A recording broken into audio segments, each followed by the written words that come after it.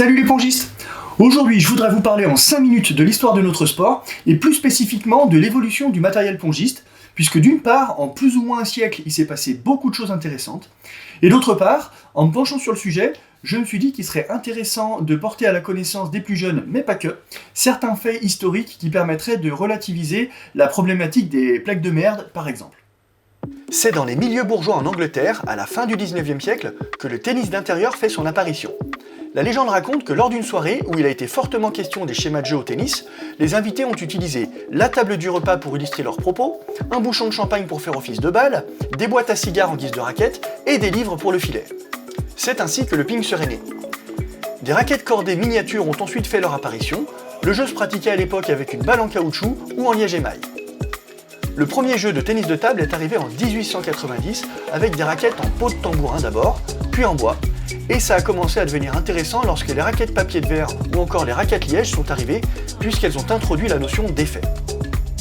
Une première révolution arrive en 1901 avec l'arrivée de la balle celluloïde, beaucoup plus légère que la balle en caoutchouc, mais aussi beaucoup plus fragile. Et c'est ce qui a permis l'introduction dès 1902 des premiers revêtements à picot en caoutchouc, ce qui correspond à ce que l'on appelle aujourd'hui les raquettes hardbat. C'est avec ce type de raquette que se sont déroulées les premières compétitions, et notamment les premiers championnats du monde organisés par l'ITTF, tout fraîchement créé en 1926. Autre tournant de l'histoire de notre sport, l'arrivée en 1952 des raquettes à mousse qui, avec leur épaisseur assez surprenante, ont apporté à ceux qui les utilisaient un gain de puissance et une capacité à mettre des effets beaucoup plus importantes que les raquettes classiques, et qui ont permis à un second couteau de l'équipe nationale japonaise, Hiroji Sato, de devenir le premier athlète japonais champion du monde dans un sport. Ça a fait un tollé à l'époque, parce que les pongistes européens notamment considéraient que c'était un peu de la triche. Attendez. Donc là, on est en train de dire que la communauté pongiste de l'époque, qui était constituée à plus de 90% de joueurs à picot, était venue pleurer en masse parce qu'avec l'arrivée d'un nouveau revêtement aux propriétés proches de ce qu'on appelle aujourd'hui un backside, permettait à un joueur qui savait pas bien jouer de gagner. C'est intéressant. C'est moi ou aujourd'hui la communauté pongiste qui est essentiellement constituée de joueurs à backside dit à peu près la même chose des revêtements à picot qui pourtant étaient là bien avant.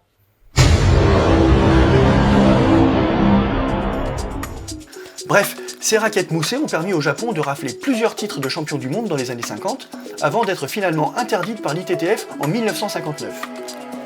Un compromis a finalement été trouvé entre Européens et Asiatiques avec la création des raquettes dites sandwich, c'est-à-dire des revêtements constitués d'une couche de mousse d'une épaisseur maximum de 2 mm et d'une couche de caoutchouc, avec la possibilité de mettre les picots soit dans le sens classique, donc tournés vers l'extérieur, c'est ce qu'on appelle aujourd'hui les softs, soit inversés, c'est-à-dire tournés côté mousse, c'est ce qu'on appelle aujourd'hui les backside.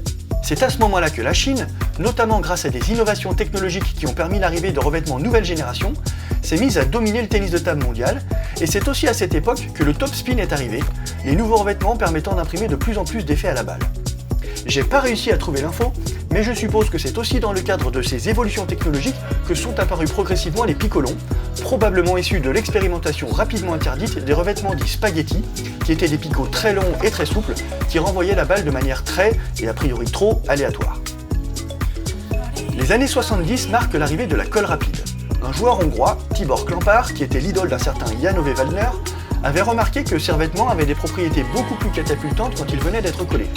Il s'est donc mis à coller ses plaques avant chaque match, c'est une habitude que d'autres ont rapidement adoptée et qui s'est par la suite répandue dans le monde entier. En l'an 2000, l'ITTF décide de révolutionner le tennis de table en introduisant une nouvelle balle plastique de 40 mm de diamètre, censée mieux passer à la télé, et en mettant au placard les 7 en 21 points au profit de 7 en 11 points.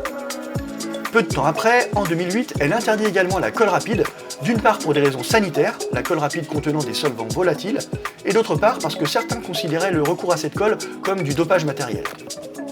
Et on arrive à notre époque, où les progrès technologiques et la course permanente à la performance des revêtements amènent à la création puis à la rapide interdiction du boost, puisque le règlement dit que les propriétés d'origine des revêtements ne doivent pas être altérées par un quelconque produit, et à l'arrivée des revêtements à stockage d'énergie que vous connaissez tous. Voilà, j'espère que ça vous a plu et que vous avez appris des choses. N'hésitez pas à vous abonner pour aider la chaîne s'il vous plaît.